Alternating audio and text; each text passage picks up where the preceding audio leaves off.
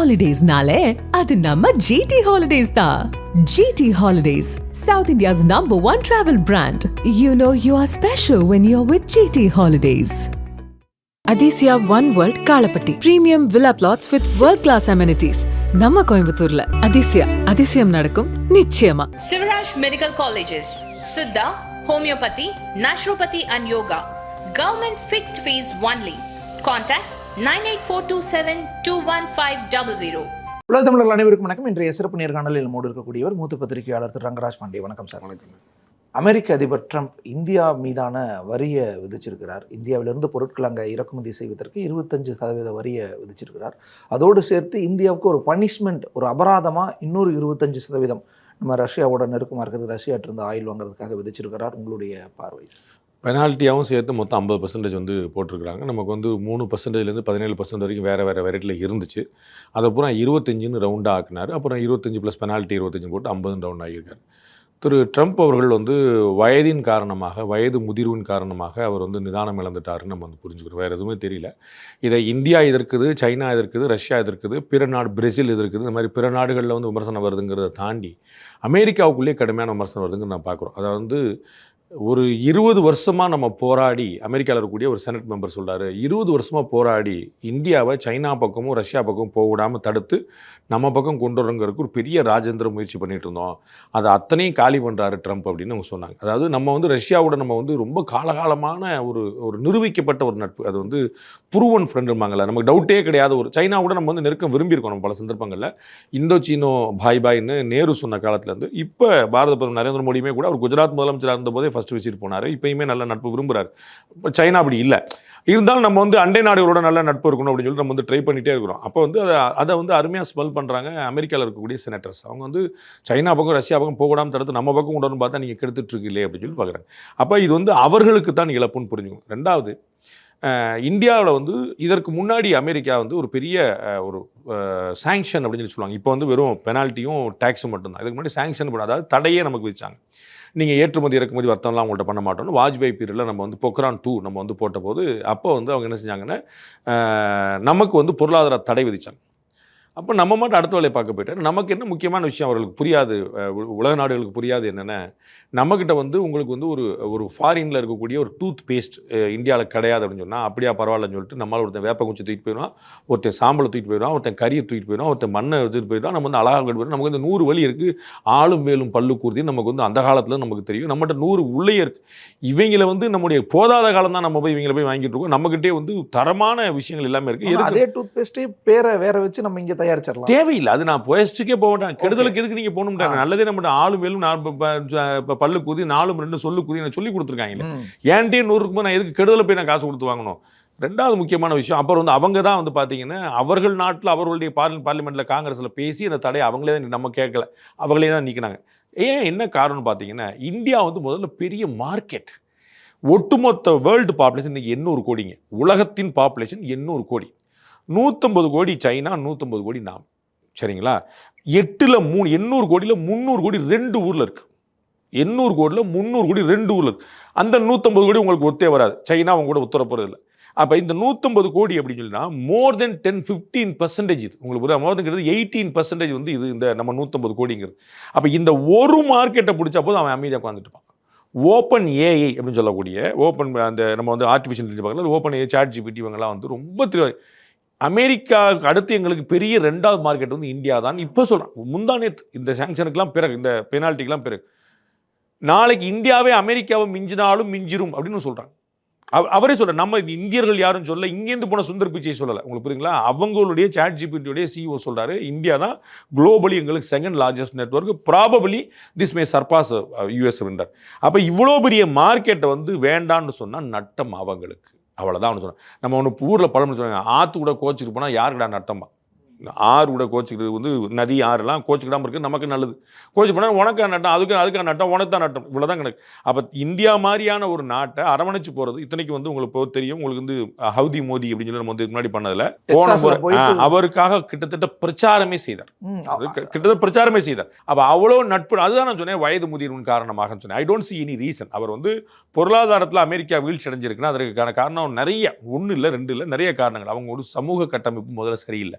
குடும்ப அமைப்புங்கிறது இல்லை. அதெல்லாம் உங்களுக்கு புரியணும். இப்போ நீங்கள் வந்து சம்பாதிக்கணும் அப்படின்னா ஏன்னு உங்களுக்கு கேட்டேன்னு வச்சுக்கோங்க, தனிப்பட்ட முறையில் ஒரு காரணம் ஏங்க சம்பாதிக்கணும், இல்லை எனக்கு அப்பா ஊரில் இருக்காங்க, அம்மா ஊரில் இருக்காங்க, அம்மா என்னை கஷ்டப்பட்டு கொடுத்தாங்க, நான் சரி என் தம்பி ஒருத்தர் இருக்கா அப்படின்னு உங்களுக்கு ஒரு கதை இருக்கும். அவங்களுக்காகன்னு உங்களுக்கு ஒரு பாண்ட் இருக்கும். ஏன் சம்பாதிக்கணும், நாளைக்கு ஒரு மனைவி அதுக்கப்புறம் குழந்தைகள் இப்படி வரும்போது அது அவங்களுக்காக ஒரு பாண்டிங். இது அந்த குடும்ப கட்டமைப்புடைய மெயின் தத்துவம். அமெரிக்காவில் முதல்ல இந்த விஷயம் கிடையாது. முதல்ல இந்த குடும்ப கட்டமைப்பு கிடையாது, அதனால சமூக கட்டமைப்பு கிடையாது. வயதானவர்களையும் நோயாளிகளையும் பார்த்தோன்னே அரசாங்கத்தின் கடமையாகுது. இன்சூரன்ஸ் மெடிக்கல் ரொம்ப காஸ்ட்லியான விஷயமாகுது, அரசாங்கத்துக்கு பேர்டன் அதிகமாகுது. அவனால் அது என்னென்னா முதல்ல it starts from the family. நம்ம கிட்ட பயங்கரமான விஷயம், நம்முடைய இந்திய பொருளாதாரம் தூக்கி நிறுத்தப்படுறதே குடும்பங்களால் தான். கேட்குறது ரொம்ப காமெடியாக இருக்கும். நீங்கள் உங்கள் மனைவி பொண்டு பிள்ளைகளோடு இருக்கிறது தான் இந்த நாட்டுடைய பொருளாதாரத்துக்கே காரணம். இந்த நாட்டோட பொருளாதாரம் நல்லா இருக்கிறதுக்கே காரணம். இது நம்ப முடியுதா? இதுதான் கனெக்ட். ஏன்னா உங்களுக்கு தெரியாமல் உங்கள் வீட்டமாக ஒரு 100 ரூபா ஆட்டை போட்டு ஒழிச்சு வச்சுருப்பாங்க. நீங்கள் ஏதாவது செலவழிச்சு வச்சுட்டு அந்த மாதிரி ஒழிச்சு வச்சுருப்பாங்க. புடவை கீழே, சாம்பார் கீழே, பருப்பு கீழே ஒழிச்சு வச்சுருப்பாங்க. நீங்கள் கேட்டால் கூட இல்லைன்ட்டுருவாங்க. நீங்கள் கேட்பீங்க ஒரு 100 ரூபா காசு, யாரும் என்கிட்ட இல்லைங்க, அவங்க எடுத்து ஒழிச்சு வச்சுருப்பாங்க. சேவிங்ஸில் போடுவாங்க, சீட்டில் போடுவாங்க. உங்களுக்கு புரியுங்களா? இதை மாதிரி சேர்த்து வச்சு நம்முடைய குடும்ப பொருளாதார அமைப்பு தான் நாட்டையே காப்பாற்றி நிற்கும். இந்த 2000 வந்து ஒரு பெரிய பொருளாதார பிரச்சனை வந்துச்சு. ஆமாம், அப்போ வந்து பிரணாப் முகர்ஜி வந்து நிதியமைச்சராக இருந்தார். அவர் சொல்றாரு, we are keenly following the international developments அப்படின்னாரு. அப்புறம் சரியாக பிரிச்சு இந்தியாவுக்கு பாதிப்பே இல்லைனாங்க. என்ன செஞ்சாங்கன்னு சொல்லவே இல்லை. என்ன செஞ்சுருந்தாங்கன்னா நம்முடைய சேவிங்ஸை பூரா பத்திரமா பாதுகாத்துருந்தாங்க. அவ்வளோ அது வந்து நம்ம தான் பாதுகாத்துடணும். அமெரிக்காவில் அந்த மாதிரி பழக்கம் கிடையாது. அப்போ அவர்கள் வந்து உற்பத்தி பண்ணுறதும் கிடையாது, புதிய கண்டுபிடிப்புகள் கிடையாது. உங்களுக்கு புரியுங்களா? இதுதான் பெரிய சிக்கல். அப்போ அவங்க பழசை வச்சுக்கிட்டு தான் வாழ்ந்துட்டு இருக்காங்க. அப்போ அவங்களுக்கு குரோத் ரேட்டே ஒரு 2% இருக்கு. நம்ம வந்து ஏற்கனவே நல்லா ஓடிக்கிட்டு இருக்கிறோம். இந்த 10 வருஷமா 11 வருஷமா பார்த்தீங்கன்னா நல்ல பூஸ்ட் எனர்ஜி கிடைக்குது. சென்ட்ரல் கவர்மெண்ட் வந்து என்னன்னாலும் வச்சுக்கணும், இதை வந்து நீங்கள் உற்பத்தி அடிப்படையில் வந்து உங்களுக்கு முதலீடு கொடுக்குறேன்றாங்க, இந்த பக்கம் தொழிலாளர் அடிப்படையில் உங்களுக்கு வந்து இன்சென்டிவ் கொடுக்குறேன்றாங்க, மாறி இன்சென்டிவ் ஸ்கீமாக கொடுத்து ஃபாரின் டைரக்ட் இன்வெஸ்ட்மெண்ட் தான் கொடுக்குறேன்றாங்க. கொடுத்து அவன் அடிச்சு தெரிச்சு வந்து ஸ்டார்ட் பண்ணுறான். நம்ம சென்னை ஐஐடியில் மட்டுங்க ஒரு நாளைக்கு 1.25 பேட்டன் வாங்குறாங்க. ஒரு நாளைக்கு 10 நாளைக்கு 15 பேட்டன் வாங்குறாங்க. சென்னை ஐஐடியில் மட்டும் அவர்களுடைய சொந்த முயற்சியில் ஸ்டூடெண்ட்ஸை வர வச்சு திரு அண்ணாமலை அவர்கள் நீச்சல் கலந்துட்டு போது ரொம்ப அழகாக சொன்னாருங்க. ஒருத்தர் நான் ஃபாரினுக்கு வேலைக்கு போகிறேன்னு சொல்கிறார், ஐஐடி டைரக்டர் காமக்கோடிட்ட. அவர் வந்து சொல்கிறார், எதுக்குப்பா வேலைக்கு போய் செய்ய போகிற, நீங்கள் இருப்பா, நம்ம ஊரில் தொழில் பண்ணுப்பா, நாங்கள் உன்னை சப்போர்ட் பண்ணுறப்பா. என்ன சார் சொல்கிறீங்க, வாப்பா ஐஐடியோட டைப் போடுப்பா. ஒருத்தர் நான் ஃபாரின் போகிறேன்னு சொல்லிட்டு போக வந்தார். சார் வீசாலாம் கிளியர் ஆச்சு, நான் அமெரிக்கா போகிறேன்னு சொல்லிட்டு போக வந்துட்டு உட்காந்து அங்கே போய் என்ன பண்ணி நம்ம ஊருக்கு வாப்பா அப்படின்னு திரு காமக்கோடி பேசுகிறார். பேசி அவரை கன்வின்ஸ் பண்ணி அவர் இங்கே உட்கார வச்சு ஐஐடியோடைய டையை போட்டு அவங்க தனியாக அவர் ஸ்டார்ட் அப் ஆரம்பிச்சு அவர் இன்னைக்கு கோடி கோடியாக சம்பாதிச்சிருக்காரு. அவர் நான் அமெரிக்கா போய் பல வருஷம் ஆயிருக்கும், இங்கே உட்காந்துருக்கேங்க, இங்கே உட்காந்து நான் கோடியாக சம்பாதிச்சிருக்கேன் உள்ளூர்லேயே. இதுதான் நம்முடைய பொருளாதார அடிப்படை. Start up India, stand up India அப்படின்னு ஃபுல் அண்ட் ஃபுல் நம்ம 1.5 லட்சம் 1.25 லட்சம் ஸ்டார்ட் அப் வந்து ரிஜிஸ்டர் ஆயிருக்கு. இங்கே 300-400 இருந்த இடத்துல லாஸ்ட் 1 இயரில் மட்டும் அவ்வளவு அதிவேகமாக. நான் முந்தா நேற்று ஒரு கல்லூரியில் பேசுகிறக்கா போகிறேன், அங்கே படிச்சுக்கிட்டு இருக்க பையன் சொல்கிறான், நான் ஒரு ஸ்டார்ட் அப் ஆரம்பிச்சிருக்கேன். சென்னையில் புறநகரில் இருக்கக்கூடிய ஒரு கல்லூரி மாணவன் சொல்கிறான், படிச்சுக்கிட்டு இருக்கும்போது I have created startup அப்படின்னு. அவ்வளோ உத்வேகம் நம்மகிட்ட இந்தியாவில்கிட்ட வந்து நிற்குது. அப்போ இவர்கள் வந்து ஏதாவது மிரட்டினாங்கன்னா நட்டம் அவர்களுக்கு. ஏன்னா இந்தியா இஸ் ஏ மார்க்கெட், அது முதல்ல புரிஞ்சுக்கணும். ஐஃபோன் அதிகமாக இங்கேருந்து போகுது, அங்கேருந்து இறக்குமதி பண்ணுறாங்க. இங்கே லேபர் சீப் மட்டும் இல்லை, பையர் அதிகம், அதை புரிஞ்சுக்க மாட்டேன்றாங்க. ஐஃபோன் வந்து அமெரிக்காவுக்கு விற்க வேண்டாம், ஐஃபோன் இந்தியாவிலே வித்தாலே போதும். இந்தியாவில் தயாரிச்சு இந்தியாவில் வித்தாலே லாபம் அங்கே எடுத்துகிட்டு போகலாம். அதைத்தான் நம்ம புரிஞ்சுக்கணும். அதை அவங்க புரிஞ்சுக்க மாட்டாங்க. நமக்கு வந்து உலக நாடுகள் பூரா சரி. இப்போ வந்து இவ்வளோ கோச்சிட்டு சண்டைக்கு போனவர் இஸ்ரோவில் இப்போ நம்ம வந்து 4 ராக்கெட்டை விடுங்க. அதில் நாசாவோட ராக்கெட் ஒன்று இருக்குங்க. ஏன் உங்கள் ஊரில் ஏவிக்க வேண்டியது, உங்கள்கிட்ட இல்லாத என்கிட்ட இருக்கு, சீப்பாக அனுப்பிச்சிடலாம். அவ்வளோதான். அப்போ என்கிட்ட லேபரும் ரொம்ப காம்படிட்டிவ் ப்ரைஸில் கிடைக்குது, என்கிட்ட பையரும் இருக்கிறான். 140 கோடி மக்கள் இருக்கிறான். வறுமை கோட்டிலேருந்து வெளியே எடுத்துக்கிட்டே போகிறோம். 23 கோடி பேர் இப்போ வெளியே போயிருக்காங்க. அப்போ வறுமை கோட்டில் வெளியே போய் இது நரேந்திர மோடியோட பாராட்டான்னு யோசிக்க, அதை விட்டுறீங்க. வெளியே போகிறான்னா பையர் ஆறாலாம் வாங்குதிறன். அதை தான் அவன் வந்து நேற்று வரைக்கும் வறுமை கோட்டு கீழே இருந்தவன் இன்னைக்கு மேலே வரான், அடுத்தது வரான். அப்போ ஏழை வந்து மிடில் கிளாஸாக மாறான், மிடில் கிளாஸ் அப்புறம் மிடில் கிளாஸாக மாறான், அப்புறம் கிளாஸ் பணக்காரனாக மாறான் அப்படின்னு வாங்கும் திறன் கூடுது. இவ்வளோ லாபம் இருக்குது, இப்படியான சுச்சுவேஷன்ஸ் இருக்குது, அப்புறம் ஏன் போய் தான் தலையில் தானே மண்ணை வாரி போட்டு? அதான் வயது முதிர்வு ஒரு முக்கியமான காரணம். என்ன செய்யறதுன்னு தெரியாமல் முழிச்சுக்கிட்டு இருக்கும்போது, தான் தோண்டித்தனமாக இருக்கும்போது இந்த மாதிரி நடப்பாங்க. அது வந்து சசி தரூர், கார்த்தி சிதம்பரம் போன்றவெல்லாம் காங்கிரஸ் கட்சி தலைவர்கள் ரொம்ப பியூட்டிஃபுல்லாக சொல்கிறாங்க, ரொம்ப பெரிய புரிதலோடு சொல்கிறாங்க. அவர் என்ன செய்கிறாருன்னு அவருக்கே தெளிவு இருக்கான்னு தெரியல அப்படின்ட்டு. அவருக்கு வந்து நம்ம அதெல்லாம் கண்டுக்க வேண்டியது, அதெல்லாம் புறக்கணிக்கணும். ஒரு புரியுது, இவங்க அரசியலாக்கிட்டு மோடி அரசுடைய ஃபெயிலியர்னு ராகுல் காந்தி சொல்றாரு. உங்களுக்கு புரியுங்களா? நீ அமெரிக்காவுக்கு அடி பண்ணிச்சு தான் ஆகணும், அடி பண்ணிவ, இன்னைக்கு நாளைக்கு நீ அடி பண்ணிறியா இல்லையா பாரு அப்படின்னு சொல்லிட்டு அவர் மிரட்டிட்டு இருக்காரு. அவருடைய கட்சியை சேர்ந்த மூத்த பாராளுமன்ற உறுப்பினர்கள் சரிங்களா, திரு சசி தரூரும் திரு கார்த்தி சிதம்பரம் நம்ம ஊருக்கார் ரொம்ப தெளிவாக சொல்றாங்க. திரு கார்த்தி சிதம்பரத்துக்கு வந்து கட்டாயம் அவங்க அப்பாட்ட வந்து ஒரு பெரிய அளவுக்கான ஒரு எக்கனாமிக்கல் நாலேஜ் இருக்கும், நீங்கள் புரிஞ்சுக்கலாம். அது வந்து அவர் ஒரு சசி தரூருக்கு கட்டாயம் இன்டர்நேஷனல் அஃபேர்ஸ் பற்றின நாலேஜ் இருக்குது. ஸோ நான் அதுக்காக இந்த 2 பேர் ரெஃபர் பண்ணுறேன். ஒன்று காங்கிரஸ்காரங்க, புரியுங்களா? ஸோ இவங்க வந்து எதிர்த்து அரசியல் பண்ணாலும் நம்ம தப்பு சொல்ல முடியாது. அவர்கள் சொல்லுகிறார்கள் இவர் வந்து கண்டுக்க வேண்டியதே இல்லை, அவர் என்ன செய்யறாருன்னு தெரியல. நீங்கள் சொன்ன அதே வார்த்தை, தான் தலையில் தானே மண் வாரி போட்டுட்டு இருக்காரு. நம்ம என்ன செய்ய முடியும்? அவர்களுக்கு தலையில் பேட் டைம் அமெரிக்காவுக்கு, நம்ம என்ன செய்ய முடியும்? அது சில சமயம் வந்து கிறுக்கு பிடிச்சலாம். சைனா வந்து இந்தியாவோட இணைஞ்சிருந்தா, இந்தியா வந்து நம்ம வந்து இங்கே மாமல்லபுரத்தில் பிரதமர் வந்து ஜனாதிபதியை வரவேற்று, அவங்க அதிபர் வரவேற்று அவ்வளோ பூரா பேசுறாரு.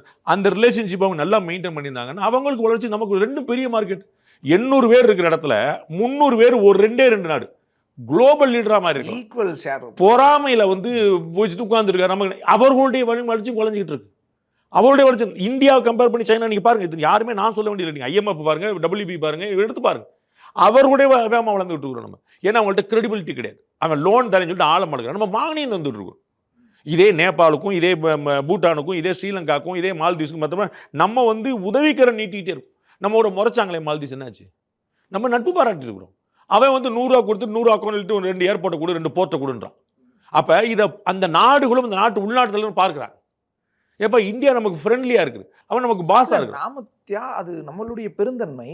ஆனா சீனா செய்யறது ஒரு பிசினஸ் இல்ல, அவங்களோட ஹோல்ட் அங்க வச்சிருக்காங்க. பிசினஸ் அதாங்க, நம்ம கிட்ட எல்லாம் காசு பல தரப்பு சார். நீங்க ஒரு மாலத்தீவுக்கும் ஸ்ரீலங்காவுக்கும் நம்ம நிறைய கொடுத்துருக்கோம்.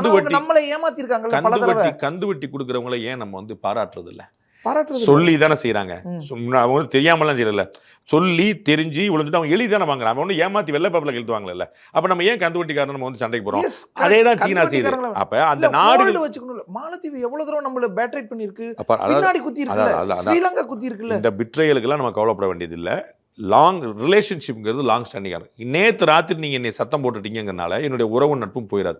அப்படின்னா அது உறவே கிடையாது, நட்பே கிடையாது. அவங்க மதிக்கிறது இல்லை, அவங்க மதிப்பாங்க. இப்போ திரும்ப வந்துட்டாங்கல்ல, இப்போ போயிட்டு வர்றாருல, இப்போ போயிட்டு வரல, அடி வாங்கிட்டு வராங்க. அப்படிலாம் இது நீங்களா அந்த வார்த்தையை சொல்லிக்கிற வேண்டியதா? அதான் உங்களுக்கு வந்து நீ ராகுல் காந்தியோட வளர்ப்பு தானே, நீங்க அப்படிதான் யோசிப்பீங்க. எங்க அடி வாங்கிட்டு வந்தோம்? அவங்கள சொல்றேன் சார், போயிட்டு எங்கேயாவது ஏமாந்துட்டு அவ்வளவுதான். அதனால நம்ம வந்து என்ன சொல்றோம், நம்ம பக்கத்து நாட்டுக்காரன், அதாவது நம்ம பக்கத்து வீட்டுக்காரன், நாம பெருந்தன்மையா நடந்துக்கிறோம். அதான் அப்படிதான் நடந்துக்கிறோம். நம்ம வி ஆர் பெர்ஃபெக்ட்லி ஆல்ரெடி. நம்முடைய ஃபாரின் பாலிசி வந்து பியூட்டிஃபுல்லா இருக்கு, எந்த குழப்பமும் இல்ல. நாம பெருந்தன்மையா நடந்துக்கிறோம். ஆனா அவங்களும் அப்படியே இருக்க மாட்டாங்களே. அப்ப சீனா மாதிரி நம்மளும் ஒரு போர்ட் என் கையில இருக்கணும், இல்ல அது ஒரு ஏரியா எங்க கையில. அதுவும் நம்ம செய்யறோம். அதை வந்து எப்படி செய்யணுமோ அப்படி செய்யறோம். அதை நம்ம வந்து எல்லாத்தையும் சொல்ல வேண்டியதில்லை, எப்படி செய்யணுமோ செய்யறோம். நம்ம வந்து நலம் விரும்பி, அதாவது நீங்க வந்து ஒரு பழமொழி சொல்லுவாங்க, உங்கள் நண்பர்களை மாற்ற முடியும், உங்கள் அண்டை வீட்டாரை மாற்ற முடியாது. நீங்க தான் வீடு மாறணும். உங்களுக்கு புரியுங்களா? You cannot change your neighbour வந்து ஃபிக்ஸடு. அவன் அவன் காலி பண்ணிட்டு போகணும், நீங்கள் எப்படி மாற்ற முடியும்? அண்டை நாடு எப்படி மாறும்? அப்போ அவள் நட்போடு இருக்குது, நல்லதுங்கிறது தான் இந்தியா. நாங்களும் நேரு காலத்தில் இந்த முயற்சி நடந்துகிட்டே இருக்குன்னு சொல்லுவார். பாகிஸ்தானோட நமக்கு என்ன பிரச்சனை? அவங்கள போயிட்டு இருந்ததை தவிர அவங்களும் நம்ம இந்தியாவிலேருந்து இருந்தவங்க தானே, எல்லாம் ஒன்று மணி இருந்தவங்க தானே, நம்ம ஊருக்காரங்க தானே. அவன் தானே கெடுத்துக்கிட்டு இருக்கான் அவனுடைய வளர்ச்சியை. இன்னைக்கு எங்கே அதில் பாதுகாத்து இருக்காங்க? இங்கே இருக்கக்கூடிய பொருளாதார புலிகள் பாகிஸ்தானில் பெட்ரோல் விலை எவ்வளோ தெரியுமான்னு கேட்டுட்டு இருந்தாங்க. இன்னைக்கு கேட்க வேண்டியதானே, பாகிஸ்தானில் பொருளாதாரம் இருக்குதான்னு. இப்போ ட்ரம்ப் பாகிஸ்தானோட பெட்ரோலுக்கு ஒப்பந்தம் போட்டு இந்தியா எதிர்காலத்தில் பாகிஸ்தான் இருந்தே பெட்ரோல் வாங்கலாம் அப்படின்னு எல்லாம் சொல்லிட்டு இருக்காரு. ஒரு அதிபர் காமெடி பண்ணக்கூடாது உங்களுக்கு யாரும் சொன்னா? அதிபர் நகைச்சுவையா பேசக்கூடாதா? அதெல்லாம் தாராளம் பேசலாம். அவர் எவ்வளோ எள்ளி நகையாடுறாங்கன்னு ஒரு அரசியல் தலைவருக்குங்க ஒரு பேசிக்கலாம்னு. அவர் என்னவானாலும் கடுமையான கண்டனம், ஹிட்லர் மாதிரி கூட விமர்சிக்கப்படலாம், கேலி பண்ணப்படக்கூடாது. முதல்ல அமெரிக்காவில் நம்பர் 1 டூன் மெட்டீரியல் வந்து ட்ரம்ப் தான். இவ்வளோதான். அவர் அதிபராக இருந்த போது அவருடைய எக்ஸ் தளத்தில் வந்து காலி பண்ணி விட்டாங்க, ட்விட்டர் வந்து லாக் பண்ணி விட்டாங்க, தனியாக இது ஆரம்பிச்சிட்டாரு நிறுவனத்தை. இவ்வளோதாங்க உங்கள் மரியாதை. நான் சொல்ல வரேன், உங்களுக்கு புரியுதுங்களா? இந்தியாவில், பிரிட்டனில், சைனாவில் எங்கேயாவது நீங்கள் செய்ய முடியுமான்னு யோசிங்க. ஒரு பிரசிடென்ட் ஆஃப் கண்ட்ரியோட ட்விட்டர் பேஜை அந்த ட்விட்டர் நிறுவனம் லாக் பண்ணுது அப்படின்னா என்ன அதிகாரம் வச்சிருக்கீன்னு பாருங்க. ஃபேஸ்புக், யூடியூப்ல எல்லாத்துலயும் இது பண்ணி வச்சாங்க. என்னன்னா வாய்க்கு வந்ததெல்லாம் பேசினாரு, ஒரு ஒரு ஒரு மட்டு மரியாதை இல்லாமல் செஞ்சாரு, அவ்வளவுதான். அவருடைய வந்து மோஸ்ட் பாப்புலர் லீடராக இருந்தவர் மோஸ்ட் அன்பாப்புலர் லீடராக மாறப்போறாரு. அவ்வளவு. யார் அவர்களுக்கு வாக்களித்தார்களோ அவர்களே மாற்றி விட போறாங்க. அமெரிக்காவுடைய பொருளாதாரம் பாதாளத்தை நோக்கி போக போகிறது. இந்தியன் மார்க்கெட்டை இழப்பதன் மூலமாக இந்தியா பிரேசிலோட பியூட்டிஃபுல்லான ரிலேஷன்ஷிப் வச்சிருக்கு. சரிங்களா? பிரேசில் தலைவர் வந்து நான் மோடிட்ட பேசினாலும் பேசுவேன், ட்ரம்ப்கிட்ட பேச மாட்டேன்றார். இந்த வார்த்தையை பயன்படுத்துறார். நம்ம பிரிக்ஸுங்கிற பேரில் பியூட்டிஃபுல்லான ரிலேஷன்ஷிப் வச்சிருக்கோம். இது எல்லாம் அவருக்கு வந்து வைத்தறிச்சல். இவன் என்னடா இந்தியாக்காரன் எல்லாருடைய நட்பாளர் இருக்கான வைத்தறிச்சல். இந்தியாவை ஒரு என்னுடைய ஃப்ரெண்டு பெரிய பலசாலி அப்படின்னா நான் பெருமைப்படணும், பொறாமப்பட்டேன். Loss is yours. உங்களுக்கு புரியுங்களா? உடுக்கை இழந்தவன் கை போல அங்கே இடுக்கன் கிளவை தான் நட்புன்றான். எனக்கு ஒரு பஞ்சாயத்து அப்படின்னா என் ஃப்ரெண்டு ஓடி வந்துருவான்டான்னு சொல்லி பெருமை பண்ணணும். ஏன்னா என் ஃப்ரெண்டு இவ்வளோ பெரிய ஆளாக இருக்குன்னா பொறாமப்பட்டு இருக்கிறாரு, அவருக்கு தான் லாஸ். இப்போ சார் ராகுல் காந்தி ஒரு விமர்சனம் வைக்கிறாரு, எப்படியும் போய் நீங்கள் சரண்டர் ஆகிடுவீங்கன்னா அதுக்கு காரணம் என்ன சொல்கிறாங்கன்னா, அதானி மேலே கேஸ் இருக்குது, அம்பானிக்காக தான் இந்த பெட்ரோலை வாங்குறாங்க, அப்போ இப்படிங்கிறதுனால இவங்க ஃப்ரெண்ட் இல்லை. 2004-2009 பீரியடில் 123 ஒப்பந்தம் அப்படின்னு அணு ஆயுத ஒப்பந்தம் ஒன்று இருந்துச்சு. அந்த ஒப்பந்தம் வந்து அமெரிக்கா வந்து அழுத்தம் கொடுத்துச்சு, கையெழுத்து போட்டே ஆகணும்னு ப்ரெஷர் பண்ணவர் அமெரிக்க அதிபர் மட்டும் இல்லை, இந்திய பிரதமரும் கூட. அன்னைக்கு இந்திய பிரதமராக இருந்த மன்மோகன் சிங் கடுமையாக சொல்லி ஆட்சி போயிருங்கன்னு சோனியா அம்மா பயப்படுறாங்க. கலைஞர் சொல்றாரு, எங்க கம்யூனிஸ்ட்லாம் வெளியே போயிட்டு ஆட்சி போயிருங்க, மைனாரிட்டி கவர்மெண்ட், சரிங்களா, அப்போ வெளியிலேருந்து ஆதரவு வச்சு தான் வாழ்ந்துட்டு இருந்தாங்க. நாடே பாலாபாலம் போல கையெழுத்து போட்டானும்னார், போட்டார். 123 ஒப்பந்தம் கொண்டு வரப்பட்டது. யாருக்கு அடிமணி அதை பத்தி பேசுறது? நம்பிக்கையில்லா தீர்மானம் வந்து கட்டுக்கட்டா யாருக்கு அதை விட்டுருங்க, அது செகண்ட் பார்ட். அவ்வளவு நம்பிக்கையில்லா தீர்மானம், கம்யூனிஸ்ட் கட்சிகளுடைய வெளியேற்றம், திமுகவுடைய எதிர்ப்பு, சோனியா காந்தியுடைய கவலை, இதை மீறி எப்படி வந்து 123 ஒப்பந்தம் கையெழுத்தாகும்? அப்ப யார் பிரஷர் பண்ணா? யார் பாஸ்? யாருக்கு வேலை பார்த்தீங்க? ரைட். சைனாவுடைய Communist Party of China, CPC, அதோடைய ஐஎன்சியுடைய president, Indian National Congress president கையெழுத்து போட்டார் பீஜிங்கில் போய். என்ன கையெழுத்து போட்டீங்க? அதில் என்ன இருந்துச்சு சரத்? என்ன அக்ரிமெண்ட்? 2 நாட்டு 2 கட்சி தலைவர், அதிமுகவும் பிஜேபியும் கூட்டணி ஒப்பந்தம் போட்டால் நாளைக்கு கையெழுத்து போட்டு கொடுப்பாங்கல்ல, 48 சீட்டு இவங்களுக்கு கொடுத்துருக்கோம், இந்த சீட்டு கொடுத்துருக்கோம், அப்படி ஏதாவது ஒன்று இருக்கா? என்ன கையெழுத்து போட்டீங்க? இங்கே ராகுல் காந்தி போய் போட்டார்ல, சோனியா அம்மையார் பின்னாடி நிற்க, என்ன கையெழுத்து போட்டீங்க சொல்லுங்க? நீங்க பேசுறீங்களா சர்வதேச சமுதாயம் பத்தி? நீங்க பேசுறீங்களா அமெரிக்காவுக்கு அடிபணிறாங்களா எடுபடி ஆகலாங்களான்னு? 123 ஒப்பந்தம் யாருக்காக போட்டீங்க? அதுல என்ன பலன் கிடைச்சது? சிபிசி கூட என்ன கையெழுத்து போட்டீங்க? கம்யூனிஸ்ட் பார்ட்டி ஆஃப் சைனாவோட என்ன கையெழுத்து போட்டீங்க? இந்திய கம்யூனிஸ்ட் கட்சியை கையெழுத்து போடலாங்க, நீங்க என்னங்க போட்டிருந்தீங்க? இந்தியாவில் இருக்கக்கூடிய கம்யூனிஸ்ட் பார்ட்டி ஆஃப் இந்தியா அது போடல, கம்யூனிஸ்ட் பார்ட்டி ஆஃப் சைனா கூட. காங்கிரஸ் கட்சி என்னங்க போய் போட்டு வந்துச்சு? காங்கிரஸ் கட்சியோட பிரசிடென்ட் வதேரா போய் போட்டு வந்தாருன்னா ஏதோ பிசினஸ் அக்ரிமெண்ட் பேச உட்காந்துருப்பேன், ஒன்றும் பிரச்சனை, நான் சொந்தக்காரன் பிசினஸ் பண்ணக்கூடாதா? அதெல்லாம் பண்ணலாங்க, நான் உங்களுக்கு சப்போர்ட் பண்ணுவேன். ஐஎன்சி பிரசிடென்ட் போட்டாரு, என்ன போட்டீங்க? நீங்க என்ன பேசுறீங்க உலகத்துக்கான நம்ம அறிவுரை பத்தி? எனக்கு ஒன்றும் புரியல. யாருக்கு யார் அறிவுரை பத்தி? ட்ரம்ப் இந்தியா வந்து நாங்க காப்பாத்தின ரேஞ்சுக்கு, சமாதானப்படுத்தி வச்ச ரேஞ்சுக்கு பேசிட்டு இருந்தாரு, ஃபிளைட்ஸ் எல்லாம் அட்டாக் பண்ணோன்றாரு, நம்ம கண்டிச்சு ஒன்றும் பேச மாட்டோம், பிரதமர் அதை பொய் சொல்றாரு ட்ரம்ப்னு கூட பேச மாட்டாரு என்ற பார்லிமெண்ட்ல இதை பத்தி எல்லாம் பேசிட்டு வர. பார்லிமெண்ட்ல பாரத பிரதமர் ரொம்ப தெளிவா சொன்னார், இந்த ஆபரேஷன் சிந்தூர் நிறுத்துறதுக்கு ஒரு நாட்டு தலைவரோட நான் பேசல, எந்த நாட்டு தலைவரும் என்கிட்ட பேசல, யாரையும் மென்ஷன் கூட பண்ணல. அவர் வந்து ஒரு வார்த்தை எந்த நாட்டு தலைவரும் பேசவில்லை. அப்படி சொல்றாரு ட்ரம்ப், இப்படி சொல்லிட்டு இருக்காரு, பொய் சொல்றாரு ட்ரம்ப்னு சொல்றாரு. நீங்க வந்து என் வெளியை பத்தி பேசுறீங்க, நீங்க வந்து பாண்டே அப்படி பண்ணாரு, நான் ஏன் உங்களுக்கு பதில் சொல்லணும்? நீங்க சொல்றது அவதூறு, அது நாட்டு மக்களுக்கு தெரிய போகுது. இன்னைக்கு இல்லை, நாளைக்கு இல்லை, நாளை கழிச்சு. அவர் எல்லாம் ரஷ்யா உக்ரைன் போற நிறுத்துறதுக்கு 10 நாள் நிறுத்தம் சொன்னாரா இல்லையா? இஸ்ரேல் பாலஸ்தீன் போற நிப்பாட்டினாரா? முதல்ல அதை நிப்பாட்டினாரா? இஸ்ரேல் வந்து உங்க ஃப்ரெண்டு தானே, ரஷ்யா உங்களுடைய எதிரி, உக்ரைன் வந்து குழப்பத்தில் உட்காந்துருக்கீங்க, விட்டுருங்க. இந்தியா பாகிஸ்தான்ல, பாகிஸ்தான் உங்களுக்கு ஃப்ரெண்டு, இந்தியா ஃப்ரெண்டு, விட்டுருங்க. இஸ்ரேல் உங்க ஃப்ரெண்டா இல்லையா? அதை சொல்லுங்க. அமெரிக்காவுக்கு இஸ்ரேல் துணை இருக்குதா இல்லையா? இஸ்ரேலுக்கு அமெரிக்கா ஃப்ரெண்டா இல்லையா? அதை சொல்லுங்க. உங்க பேச்சை நெத்தன்யாஹு கேட்கிறா சொல்லுங்க. உங்களுக்கு எப்படி நரேந்திர மோடி கேட்பாரு? அதை நிப்பாட்டிட்டேன்னார். எனக்கு நோபல் பிரைஸ் இன்னும் வரல, ரொம்ப லேட் ஆச்சு, 1.5 மணி ஆச்சு, நோபல் வந்து வட போச்சுங்கிற மாதிரி கேட்டுட்டு காமெடி பண்றாங்க அவர் ஊர்ல. நடந்துட்டு இருக்க. நான் தான் ஒரு எங்களுடைய நிகழ்ச்சி சொன்னேன், மொத்தம் இதுவரை 228 போர் நிப்பாட்டியிருக்காரு அப்படின்னு. எந்த போர் நின்றுருக்கு? அவங்க நாட்டு தேர்தல் பிரச்சாரத்தில் சொன்னார் நான் எல்லாத்தையும் நிப்பாட்டுவேன். எந்த போர் நின்றுருக்குங்க? ரஷ்யா போர் நடந்துட்டு இருக்கு, ஆபரேஷன் நம்ம நிப்பாட்டணும், காசா இஸ்ரேல் நடந்துட்டு இருக்கு, எது நின்றுருக்கு? ஏதோ ஒரு காமெடி பண்ணிட்டு இருப்பாரு. நார்த் கொரியாவோட போய் டைய போட்டு போன முறை ஃபர்ஸ்ட் பீரியட்ல இருந்த போது போய் கையெழுத்துலாம் போட்டு எல்லாம் பேசிட்டு வந்தாரு. நார்த் கொரியா இன்னைக்கு ஃப்ரெண்டான்னு சொல்லு. அவர் செத்துட்டாருன்னு வேற இடையில ட்வீட் போட்டு, நார்த் கொரியா உங்களுக்கு ஃப்ரெண்ட், நீங்க போய் மற்றவங்க போடுற ஒப்பந்தத்தில் விட்டுருங்க, நீங்க ஒப்பந்தம் போட்டீங்களங்க, நார்த் கொரியாவில் போய் உன் கூட போய் போட்டு வந்தீங்களா, நீங்க வந்து இப்போ ஃப்ரெண்டா இருக்கீங்களான்னு கேளு. அவர் உங்க பேச்சை கேட்கிறாரா, நீங்க அவர் பேச்சை கேட்கிறீங்களான்னு கேளு. அது மட்டும் கேளுங்க. என்னத்தையோ பாவங்க வயசானவர் போய் அவர் போய் நீங்க ட்ரம்ப் ஏதோ தனிநபர்னா வயசாயிடுச்சுன்னு சொல்லலாம், அவர் ஒரு பிரசிடென்ட் பொசிஷன், அதுக்கு என்ன செய்ய முடியும்? ஜோ பைடன் கூட அப்படி இருந்துச்சு, என்ன பேசுறாருன்னே தெரியாம இருந்துச்சு, மாத்தி பேசிட்டு இருந்தாரு, பிள்ளைநாடு எடுத்து கொடுத்தாங்க, என்ன செய்யுது? அந்த அமெரிக்கா மக்கள் தேர்ந்தெடுக்கக்கூடிய முறை சிஸ்டம் இருக்குல்ல சார், அது செயல்படும். ட்ரம்ப் இப்படி பேசாதான் நமக்கு தான் ஆபத்துன்னு ஏதாவது பண்ணுவாங்க. அதான் சொல்றேன், இங்கேருந்து போன இல்லாட்டி இங்கே ஃபாலோ பண்ணக்கூடிய ஹிலாரி மாதிரி, மன்னிக்கணும் அவங்க கமலா ஹாரிஸ் மாதிரி வேற யாராவது சேர்த்து வச்சு நாடு உருப்பிட்டாச்சு. நம்ம ரிஷி சுனக் வச்சுட்டு பிரிட்டன் திருந்தின மாதிரி கமலா ஹாரிஸ் தான் காப்பாற்றணும். யாரோ ஒருத்தங்க இந்தியாவிலேருந்து போய் காப்பாற்ற வேண்டிய வரணுச்சு. இன்னைக்கு இருக்க காப்பாற்றுறவங்க பூரா யார் காப்பாற்றிட்டு இருக்கிறா? அவர் வந்து இப்போ ஒரு பெரிய ஜோக் ஒன்று படித்தேன், இந்தியர்களை எல்லாம் வேலைக்கு சேர்க்கக்கூடாது அப்படின்னு சிஓக்கெல்லாம் கூட்டு போயிட்டாங்க. உட்கார்ந்த சிஓவில் 80 பேரில் 50 பேர் இந்தியன். அமெரிக்க கம்பெனிகளுடைய சிஓட்டெல்லாம் இந்தியன்ஸ்லாம் வேலைக்கு சேர்க்காதீங்கன்றார். ஓகே பாசன் சுந்தர் பிச்சை சொல்கிறாங்க. நாட்டில் எதிர உட்காந்துருக்க பூரா 100ல் 50 பேர் இந்தியன் சிஓ. அவருக்கு நிதர்சனமே தெரியல, பாவம் ஏதோ சொல்லிட்டு இருக்கிறார். இதெல்லாம் வச்சு தானே சார் ஆட்சிக்கு வந்தாரு. அப்போ அதான் அந்த மக்களை வந்து ஏமாத்துறாரு. அந்த மக்களுக்கு உண்மை புரியல. உணர்ச்சிகரமான பேச்சு தமிழ்நாட்டில் எப்படி வந்து வாக்களிச்சாங்களோ அது மாதிரி வந்து உணர்ச்சிகரமான பேச்சை பார்த்து வாக்களிச்சாங்க. உண்மை தெரியும், அவன் வந்து அதை மாற்றுவான். பிரைம் மினிஸ்டர் மோடி அங்கே ஹவுடி மோடி நிகழ்ச்சியில் அது போன 20 தேர்தல் அந்த சமயத்தில் போய் பிரச்சாரம் பண்ணாரு. அதுக்கப்புறம் அவரும் இங்கே நரேந்திர மோடி ஸ்டேடியத்துக்குலாம் வந்து பிரம்மாண்டமாக நடத்தினாங்க குஜராத். நம்ம இப்போ நான் சைனா கூட சப்போர்ட் பண்ணோம்னு சொன்னேன்லங்க. நான் வந்து நம்ம வந்து என்ன நினைக்கிறோன்னா, எல்லாரும் நம்ம இன்னைக்கும் இஸ்ரேலோட நம்ம நட்பு பாராட்டிட்டே இரு நாட்டு கொள்கையை நம்ம ஏற்கிறோம். புரிஞ்சுக்குங்க. அவர் வந்து பாலஸ்தீனே ஒன்று இருக்கக்கூடாது, நான் காசா அப்புறம் தூக்க போறேன்றார். யாரு? நெத்தன்யாஹூ. சரிங்களா? காசா வந்து நான் மொத்தம் நாம இரு நாட்டு கொள்கை தெளிவா இருக்கோம். பாலஸ்தீன் ஒரு நாடு, இஸ்ரேல் அந்த நட்பு பாராட்டி நம்மகிட்ட வந்து கிளாரிட்டி இருக்கு. உங்களுக்கு புரியுங்களா? நம்ம தெளிவா இருக்கிறோம். அவர்கள் இதை பண்ணிட்டு போறாங்க, நம்ம அதை பற்றி கவலை. அவங்க இங்கே வரும்போது போவாங்க, நமக்கு வந்து இங்கே நம்ம நல்ல ஜி ஜின்பிங்கோட நம்ம நட்பு பாராட்டணும்ன்றேன். அப்புறம் நீங்க இவரோட பாராட்டு என்ன இருக்கு?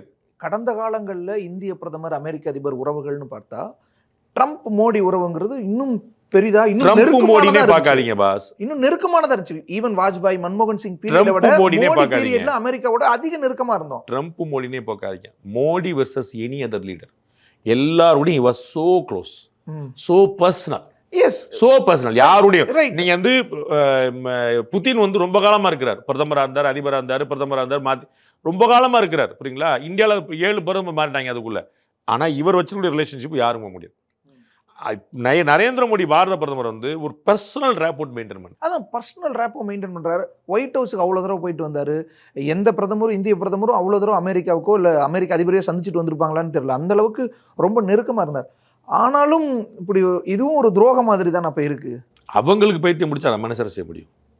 நட்டம் அவங்களுக்கு தான் பேசாம உட்காந்து. நமக்கும் நட்டம் இல்லையா சார்? நட்டம் கிடையாது. நம்மளை ஹேண்டில் பண்ண தெரியும். நமக்கு வந்து ஒரு வேற யாரோ செய்யக்கூடிய சில விஷயங்கள்னால நமக்கு நட்டம் வரும்னா சமாளிக்கக்கூடிய திறன் இந்தியாவில். இப்போ அமெரிக்க தொழிலதிபர்கள், அமெரிக்க நிறுவனங்கள் இந்தியாவில இருந்து பொருள் வாங்குறதை விட, குஜராத்ல இருந்து துணி வாங்குறதை விட, இல்ல திருப்பூர்ல இருந்து பின்னலாடை வாங்குறத விட, 2 விஷயம். நம்ம பங்களாதேஷ்ல இருந்து வாங்கிக்கலாம் நினைச்சு மாட்டாங்க. ஒண்ணு வந்து அத்தியாவசிய பொருட்களை வாங்கியே தீரணும். 1. 2வது அவர்கள் வாங்க மட்டும் தான் நம்மகிட்டே மார்க்கெட். 3வது அவர்கள் சோல் பிசினஸுக்காக கிடையாது, நம்மகிட்ட வந்து மிச்சம் 197 நாடு இருக்கு. அதனால ஒன்று கவலைப்பட வேண்டியது கிடையாது. இல்லை, விலை உயர்ந்த ஆடைகள்லாம், பின்னல் ஆடைகள்லாம் நம்ம அமெரிக்காவுக்கு, ஐரோப்பாவுக்கு ஏற்றுமதி பண்றோம். இப்போ அதுல பாதி குறையுது. எல்லாருமே நம்ம சைனாக்கு பண்ணிட்டு போறோம், பிரிட்டனுக்கு பண்ணிட்டு போறோம், எல்லாருக்கும் பண்ணிட்டு போறோம், நம்ம அரபு நாடுகள் பண்ணிட்டு போறோம். அதெல்லாம் பிரச்சனை. நமக்கு மார்க்கெட் பெருசுங்க. நம்மகிட்டே நம்மளே வாங்கிட்டு போறோம்.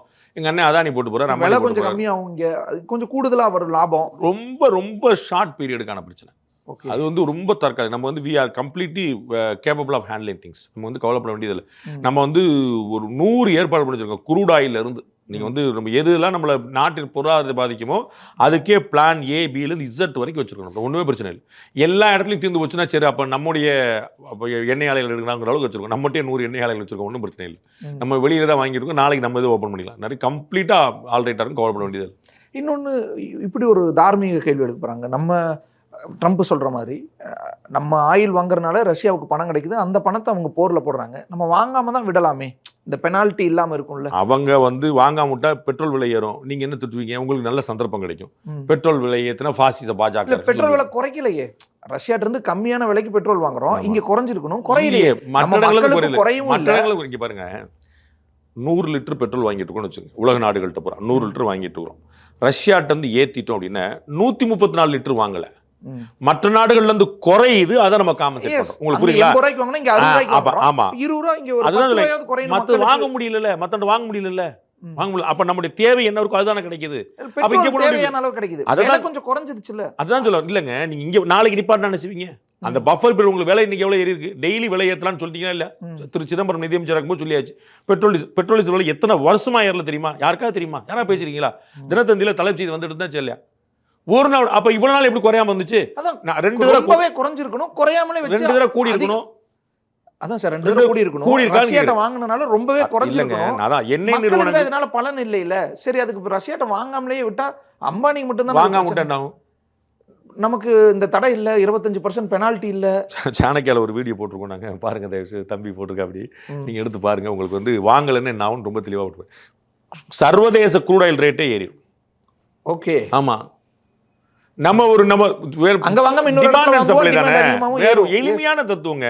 நம்ம நாட்டுக்கு எது நல்லது பலன் மக்களுக்கு இல்லாம போகுதுங்கிற இடத்துல பலன் மக்களுக்கு தானே கிடைக்குது. பொதுத்துறை நிறுவனங்கள் பலன் செஞ்சாலும் மக்களுக்கு தானங்க. ரேட்டு குறையாம இருக்குன்னு சொல்றீங்க, நான் ரேட்டு கூடாம இருக்குன்னு சொல்றேன். உங்களுக்கு ஏன் புரிய மாட்டுது?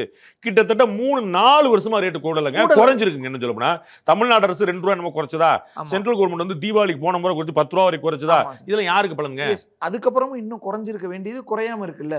மூணாவது முறையா ஒரே பாயிண்ட் சொல்லிட்டீங்க, நான் 3 முறை பதில் சொல்லிட்டேன். ஓகே, ஸோ அதான் சார், இப்போ இதனால நம்மளுடைய பொருளாதாரம் பாதிக்குது இல்லைங்கிறத தாண்டி அமெரிக்காவுடனான அந்த உறவு பாதிக்கிறத ஒரு விஷயம். நம்முடைய பொருளாதாரம் பாதிக்காது, நம்முடைய உறவும் பாதிக்காது. அவங்க என்னைக்கு மாறி வந்தாலும் நம்ம சேர்ந்துரும், நமக்கு ஒன்றும் பிரச்சனை இல்லை. தாலிபான்கள் ஆட்சியை ஆப்கானிஸ்தான் மக்களை ஏற்கல, இந்தியா ஏற்றது. பர்வேஸ் முஷரஃபுடைய ஆட்சியை பாகிஸ்தான் மக்களை ஏற்கல, இந்தியா ஏற்றது. நமக்கு வந்து இந்த பிரச்சனையே கிடையாது. நம்ம வந்து யாரான அண்டை நாடு, நம்முடைய நட்பு நாடு நம்ம பார்க்கணும். பர்வேஸ் முஷரஃபுக்கு முதல் ஃபோன் கால் பண்ணது பாரத பிரதமர் வாஜ்பாய் அவர்கள். Good morning mister president first phone பண்ணார். நம்ம வந்து யாரா இருந்தாலும் முதல்ல நட்பு கருணிட்டுறோம். அவர்கள் வந்து இரும்பு கருணிட்டுறாங்கன்னா நம்ம வந்து அப்புறம் என்ன செய்யணுமோ பண்ணி விட்டுரும். அதில் நமக்கு ஒன்றும் குழப்பம், அது நம்ம அழகாக செஞ்சிடும். நம்ம எல்லாருடைய நட்பு மட்டும் தான் முதல். நம்முடைய ஃபர்ஸ்ட் மெசேஜ் எல்லாமே லவ் மட்டும் தான். உங்கள்கிட்ட ஹேட்ரட் இருக்கா, எங்கள்கிட்டையும் கண்டென்ட் இருக்குது, நாங்கள் பார்த்துருவோம், இவ்வளோதான். ஒன்றும் பிரச்சனை. நம்ம வந்து போய் சண்டை பொருள். அதனால் அவர் உறவு நாளைக்கு வேற ஒரு அதிவு இருந்தால் நம்ம நட்பு வரட்டும். ஒன்றும் ஜோ பைடன் நமக்கு எதிராக இருந்தார், அவருடைய கட்சி சேர்ந்த கமலா ஹாரிஸ் எதிராக இருந்தாங்க. ஆர்ஜின் இந்தியன், ஆனால் ஃபிலாசபி வந்து தத்துவம் வந்து நமக்கு எதிரானது. யார் வந்தாலும் நம்ம கவலைப்பட மாட்டோம். நம்ம வந்து அது நம்முடைய வெளியுறவுங்கிறது ரொம்ப தெளிவாக இருக்குது. அந்த உறவை ஒரு நாள் பாதிக்காது. அது பைடன் இருக்கனால பிரச்சனை, அவ்வளோ. பைடன் சாரி ட்ரம்ப் இருக்கனால பிரச்சனை. ட்ரம்ப் போனால் சரியா பரவாயில்ல. இப்போ நம்ம பிரதமர் நெருக்கமாக இருந்தார். இதெல்லாம் தாண்டி சார், மக்களுமே, இந்திய மக்களுமே ட்ரம்ப்புக்கு ஒரு ஆதரவான ஒரு நிலையில் இருந்தாங்க. ட்ரம்ப் மீண்டும் ஜெயிச்சு வரணும்னு இங்கே பிரார்த்தனைகள்லாம் நடத்தினாங்க, நிறைய இடங்களில் பூஜையெல்லாம் செஞ்சாங்க.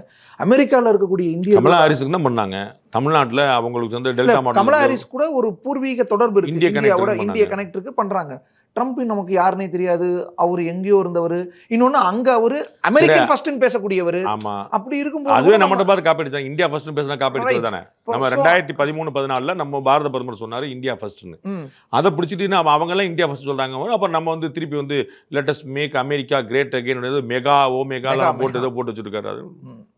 ஸோ அப்போ அந்த அளவுக்கு இங்க பூஜையெல்லாம் பண்ணி ட்ரம்ப்பை மீண்டும் பதவி கொண்டு வருது. ஈவன் அதான் கமலா ஹாரிஸ் அங்க தேர்தலில் போட்டிடுறாங்க. அவங்களுக்கு ஓட்டு போடாம ட்ரம்ப்புக்கு ஓட்டு போட்ட இந்தியர்களோட எண்ணிக்கை அதிகம். என்ன பிரச்சனை? ஆனா ஏன் இந்தியாவுக்கு இவ்வளவு? அவருக்கு தான் சொல்லுங்க, வயது முதிர்வு காரணமா ஏதோ பிரச்சனைங்க. நான் சொல்றேன் அவ்வளவுதான். அதுக்கு வந்து ஒரு மனப்பிரழ்ச்சி. நீங்க அதுக்கு மேல அதுக்கு வேற என்ன இருக்கு நீ சொல்லு. எனக்கு அவருக்கு கெடுதல் பண்ண அவங்க சொல்றாங்க, நான் சொல்லலைங்க. அமெரிக்க நாட்டுக்காரன் சொல்றாங்க, நான் எங்க சொல்றேன். அமெரிக்க நாட்டுக்காரன் சொல்றாங்க ஒரு கெடுத்து வைக்கிறார் ரிலேஷன்ஷிப்னு. நல்ல உறவு. இந்தியா வந்து ஒரு பகமே பாராட்டல. நாளைக்கு நம்ம 4 பொருள் வாங்க மாட்டோம்னா அமெரிக்கா கதி என்ன ஆகும்? நாளைக்கு ஒரு 4 பொருள் அனுப்ப மாட்டோம், அமெரிக்கா கதி என்ன ஆகும் தெரியணும். இப்போ நம்ம கண்டுக்காம விடுறோம், பெருசா ரியாக்ட் பண்ணல. நான் 25 நம்ம வேலை பார்க்கறோம். 25+25 பெரிய இங்க அதிர்வு இல்ல, எதிர். ஐயோ, அரசாங்கம் நிதானமாக இருக்கிறது என்றால் வேலை செய்யாமல் இருக்குது என்று பொருள் இல்லை. இல்ல அமெரிக்காவை சரி பண்றதுக்கு என்னென்ன பண்ணணுமோ அதை இந்தியா செஞ்சுட்டு அப்படி பண்றோம். அடிபணிய மாட்டேங்கிறோம்ல. 50 இவங்க பயந்து. இல்ல சார், 50% வருத்தப்படுறேன். காங்கிரஸ் மாதிரி இல்லையேன்னு சொல்றீங்களா? என்ன சார் காங்கிரஸ் முடிச்சிடறேன் சார். அது எங்க ஆட்சியில நாங்க படக்குன்னு காலில் விழுந்தோம், நீங்க சொல்ல மாட்டேங்கிறீங்களா? ஒரு மிரட்டலுக்காக தானே இவர் இந்த பெனால்ட்டி இந்த மாதிரியான விஷயங்கள் சொல்றாரு. ரஷ்யா கிட்ட இருந்து நிறுத்திடணும், இந்தியா என் கண்ட்ரோல்ல இருக்குன்னு காட்டணும்னு. நம்ம கண்ட்ரோல்ல இருக்கிறோம்னு காட்ட மாட்டேங்கிறோம், அல்லது நம்ம வந்து அதுக்கெல்லாம் பயப்பட மாட்டேங்கிறோம்னா இன்னும் கூடுதலா ஏதாவது செஞ்சுக்கிட்டே இருந்தாருன்னா பண்ணிட்டு நம்ம எங்க நான் கவலைப்படலன்னு சொல்றேன். தலைக்கு மேல நம்ம கவலைப்பட மாட்டேங்கிறோம். அப்ப ட்ரம்ப் இன்னும் கவலைப்பட மாட்டாங்க. இப்ப இன்னொரு 25% அப்படின்னா இந்த வேலையை விட்டு தூக்க எல்லாரும் ஒரு விசாவை கட் பண்ணு. ஒரு நிதானமற்ற செயல்ல வந்து ஒருத்தர் ஈடுபடும் போது நம்ம கவலைப்பட முடியாது. ரஷ்யாவுக்கு எவ்வளவு பெனால்ட்டி போடல, சைனாக்கு இன்னும் போடல, அவருக்கு எக்ஸ்டெண்ட் பண்ணிட்டு இருக்கிறாரு. ஸோ எதிரி நாடுன்னு கருதிக்கிட்டு இருக்கிறவங்களுக்கே நீங்க செய்யல, நட்பு நாட்டுக்கு செய்யறாங்க. அதுதான் சொல்லிட்டு இருக்கேன். நான் எத்தனை தடவை ஒரே விஷயம் இல்ல சார் பண்றது. இன்னும் என்ன எதுவுமே கண்டுக்க மாட்டான்னு கூட என்ன பண்ணிக்கிட்டு இருந்தாங்கன்னா அது நம்ம கவலைப்பட வேண்டியது. நம்ம மாட்டு அவனால சத்தம் போட்டே இருக்காரு, நம்ம போயிருக்கோம். அங்க இருக்கக்கூடிய இந்தியர்கள் நிலைமை அதெல்லாம் அவங்க பார்த்துக்கிடுவாங்க. அவங்க ஆட்சி மாற்றம் வரைக்கும் ட்ரை பண்ணுவாங்க. ரஷ்யாட்ட இருந்து இவங்களே யுரேனியம் கெமிக்கல்ஸ் எல்லாம் வாங்கிட்டு அதான் சொல்றேன் நம்ம கிட்ட அப்புறம் நம்மளை மட்டும் வாங்கக்கூடாதுன்னு அதான் நான் சொல்றேன். அதான் சொல்றேன். அவங்க ரஷ்யாவுடைய நட்புல இருக்கிறாங்க, சைனாவுக்கு வந்து ஏற்ற மாட்டேன்றாங்க. நம்மள அவங்க மட்டும் இல்ல, ஐரோப்பிய யூனியன்ல எல்லாருமே அவங்க அந்த வேலை தான் பண்ணிட்டு இருக்காங்க. அதனால நம்ம கவலைப்பட வேண்டியதில்லை. இது நம்ம ஜெய்சங்கர் ரொம்ப முன்னாடி சொல்லிட்டார். நீ என்ன பண்ணிட்டு இருக்க என்னை கேட்கறதுக்கு 100 முறை சொல்லிட்டார். நம்ம அதனால கவலைப்பட வேண்டியதில்லை. அவர்கள் வந்து வெறும் அரசியலுக்காக ஒரு நிதானம் இன்றி செயல்படுகிறார்கள். அதை நீங்க ஒரு பொருட்டாக மதிக்க வேண்டியது இல்லை. ராகுல் காந்தி மட்டும் தான் பொருட்டா நினைச்சிட்டு நினைச்சுட்டே இருக்கட்டும் சார். அப்போ ஒட்டுமொத்தமா இந்த அமெரிக்க அதிபர் ட்ரம்பினுடைய இந்த நடவடிக்கைகள் அமெரிக்கா தனித்து விடப்படுகிறது, அவ்வளவுதான். இதான் நடக்க போகுது. உலகத்தோட பாஸ் அப்படின்னு நினைச்சுக்கிட்டு இருக்காங்க. பெரிய என்னன்னா ஒரு ஆள் செல்ல முடியாது. இந்தியாவை பாரத பிரதமர் நரேந்திர மோடியை விஸ்வ குரு அப்படின்னு சொல்கிறாங்க. இவர் அதை கரெக்ட் பண்ணுறார், விஸ்வமித்ர அப்படின்றார். உலகின் தலைவன் அல்ல, உலகின் நண்பன்றார். இதுதான் ஒரு அப்ரோச். ஆப்பிரிக்க நாடுகள் பக்கம் யாருமே எட்டி பார்க்காத போது அந்த நாட்டு உறவுகளை வளர்க்கிறார். G7 G20 பிரிக்ஸ்னு வளர்த்துக்கிட்டே போகிறாரு, நட்புகளை நாடுகளை சேர்த்துக்கிட்டே போகிறார். உங்களுக்கு புரியுங்களா? அப்போ நம்முடைய அப்ரோச் என்டையர்லி நம்மளோட முறைச்சிக்கிட்டுங்களாம் நம்மளோட சேர்ந்து போட வேண்டிய இடத்துல உட்காந்துக்கிறாங்க, வேற வழியெல்லாம் மாட்டிட்டு இருக்கிறாங்க. அது தெரியாம கண்டிக்க மாட்டாங்களே யாருங்க? இப்போ பாகிஸ்தான் இந்தியாவில் அந்த தாக்குதல் நடத்தின போது நமக்காக ஒருத்தர் சப்போர்ட் பண்ணி கண்டிச்சு அவர் பிரச்சனை அவர் பார்த்துக்கலாம். அவங்க வந்து ஏன் பாதிச்சுக்கணும்? நம்ம ரஷ்யாவும் பாலஸ்தீன் இஸ்ரேல் சண்டை போடும்போது நம்ம வந்து யாரையும் கண்டிக்கலையே. அது மாதிரி ரஷ்யாவும் உக்ரைன் சண்டை நம்ம யாரையும் கண்டிக்கலையே. சண்டைக்கான நேரம்லாம் அட்வைஸ் தானே பண்ணணும். நம்ம ஏன் கண்டிக்கணும்? நான் ஒருத்தரை கண்டிச்சு இன்னொருத்தர் தண்டிக்கப்பட்டு எது தேவை? நான் ஏன் பண்ண? அதனால அவ்வளோ நாள் பண்ணாமல் என்ன? உலக நாடுகள் என்ன பண்ணது எனக்கு மேட்ரு இல்லைங்க. என்னுடைய நாட்டுக்கு நான் என்ன பண்ணேன் இவ்வளோதான் கவலை. பாரத பிரதமர் அதில் ரொம்ப தெளிவாக இருக்கார். அமெரிக்கா தனித்து விட இதே போக்கில் போச்சுன்னு ஒரே ஒரு கேள்வி, இதே போக்கில் போச்சுன்னு அமெரிக்கா வெகு சீக்கிரம் தனித்து கழட்டி விடப்படும். அங்கே வந்து இன்னோவேஷன், புது விஷயங்கள், நாலேஜ், டேலண்ட் இது எல்லாமே கம்மியாயிட்டு இருக்கு. நான் ஏற்கனவே சொன்னோம்ல, ஃபேமிலி செட்டப் எல்லாமே கம்மியாயிட்டு, அதில் எல்லாம் ஸ்ட்ராங்கான பாண்டிங்கோட பயங்கரமாக வளர்ந்துட்டு இருக்கு இந்தியா. இதே கணக்கில் இருக்குது சைனா, ஆனால் நம்பகத்தன்மை இல்லாமல் இருக்குது. அதனால ஆட்டோமேட்டிக்காக நம்ம நம்புறோம்னா வந்து நிற்க போகிறோம். நம்ம வந்து வரக்கூடிய நூற்றாண்டு பாரத பிரதமர் ரொம்ப தெளிவாக சொன்னார், 2047 ஒரு வருஷம் வரப்போகுது, நம்முடைய சுதந்திரம் பெற்று 100 ஆண்டு. அதில் நம்ம எங்கே நிற்போன்னு நான் கற்பனை பண்ணி பார்க்குறேன். அன்னைக்கெல்லாம் நான் இருப்பேனா இல்லையான்னு தெரியாது, பாரத பிரதமர் சொல்லிட்டு நீங்கள் அன்னைக்கு இந்த நாட்டை எங்கே பண்ணி பாட்ட போறீங்கன்னு பாருங்க. இந்த அடுத்த 25 வருஷம் நம்முடைய ஆண்டு. நம்ம உலகத்தில் விஸ்வ குருவாக வந்து நிற்க, வைய தலைமைகள்னு பாரதி சொன்ன வரிக்கு அடையாளமாக நிற்க போகிறோம். அதை இன்னும் மென்மையாக விஸ்வமித்ர அப்படின்னு நான் நண்பனாக இருப்பேன்னு சொல்லி பாரத பிரதமர் சொல்கிறார். இது வந்து அமெரிக்காவுக்கான கெடுதல், வேற ஒன்று. சைனா ரொம்ப சீக்கிரமே புரிஞ்சிடும் இந்தியாவை பார்த்துட்டா என்ன ஆகணும். ரஷ்யாவுக்கு ரொம்ப தெரியும் நம்ம நல்ல நட்பு வச்சிருக்கு. இஸ்ரேல் பாலஸ்தீன் 2 பேருக்குமே நல்லா தெரியும். யாசர் அரஃபாத் காலத்தில் நம்ம நல்ல நட்பில் இருக்காங்க. உலக நாடு இல்லாததுக்கு நம்ம வந்து இஸ்லாமிய நாடுகளாக அதிகாரமாக இருக்கக்கூடிய அத்தனை நாடுகள் வளைகுடா நாடுகள் பார்த்துட்டு நம்மகிட்ட அவ்வளோ நட்பாக இருக்காங்க. நம்முடைய யோகா டேவை அவங்க கொண்டாடுறாங்க, நம்ம சொல்லலாம் கொண்டாங்க, சுவாமிநாராயண் டெம்பிள் அங்கே வைக்கிறாங்க. எல்லோருக்கும் பெரிய புரிதல் இருக்குது. இந்தியா வந்து ஒரு நட்பு, இந்தியா வந்து ஒரு பலம். இந்தியா நம்ம கூட இருக்குன்னா நமக்கு ஒரு பெரிய பலம் நினைக்கிறாங்க. அமெரிக்காவுக்கு புரியல, சீக்கிரமே புரியும். நன்றி சார், உங்களோட நீங்கள் படம் நன்றி.